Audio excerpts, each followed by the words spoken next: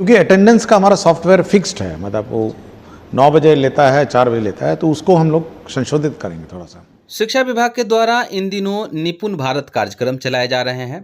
इस कार्यक्रम के माध्यम से ACSS सिद्धार्थ विभिन्न सवालों के जवाब इसी कड़ी में सीतामढ़ी के एक शिक्षिका के द्वारा एक सवाल पूछा गया है जो कि विद्यालय के समय से संबंधित है।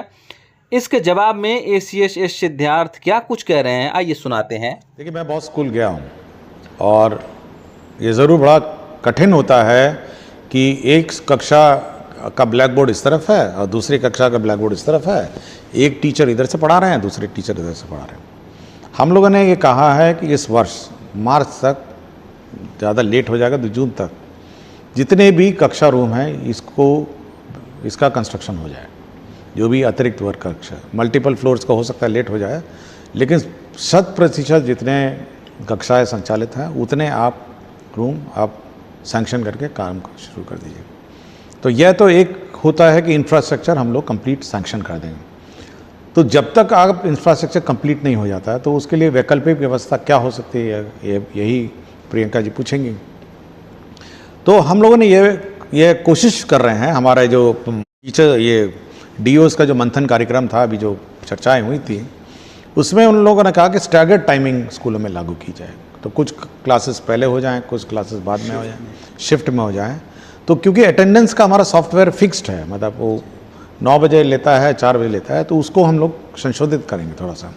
तो उस पर लगे हैं कि कैसे शिफ्ट और स्लॉट, और ये हेडमास्टर और टीचर पे छोड़ देंगे कि किस शिफ्ट पे कौन पढ़ाएगा और किस टाइमिंग से वो पढ़ाएंगे। तो यह व्यवस्था होने के बाद ये बहुत कठिन है, ये तो मैं भी जानता हूँ बहुत कठिन है कि 2 क्लासेस एक ही रूम में चल रहे हैं, और ये सामान्यतः मैंने देखा है। और जूनियर में तो और भी, आप देखते हैं फर्स्ट सेकंड थर्ड तीनों एक साथ बैठे रहते हैं, और यह बहुत ही मुश्किल है क्योंकि उनके टीचिंग टेक्निक अलग है। अब क्लास 1 का टीचिंग टेक्निक बहुत अलग है, क्लास 2 का अलग है, क्लास 3 का अलग है। तो मैं टीचर्स की समस्या समझता हूँ, और मैं सभी 100% हम लोग जो क्लासरूम है वो सैंक्शन करेंगे, बिल्डिंग्स बनेंगे, लेकिन तब तक वो टाइमिंग हम लोग आगे पीछे करके इसको चलाएंगे। बेनीपट्टी मधुबनी के रविंद्र सारथी जी पूछते हैं कि क्या विभाग बच्चों की उपस्थिति अब ई-शिक्षा कोष के माध्यम से लेना चाहती है?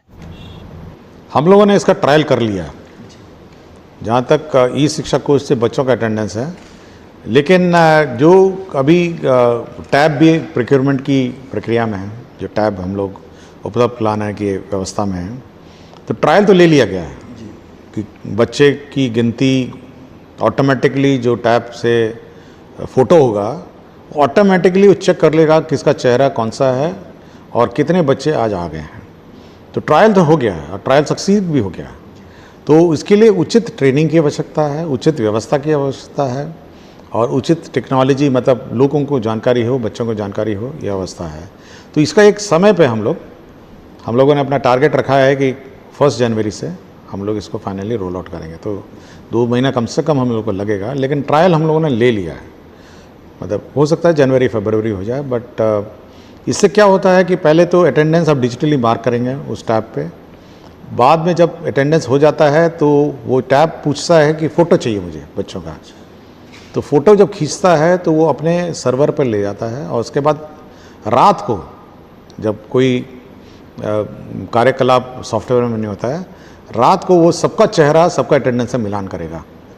और अगले दिन मेरे टेबल पे आ जाएगा कि कितने अटेंडेंस थे और कितने बच्चे थे और कितना अंतर आया।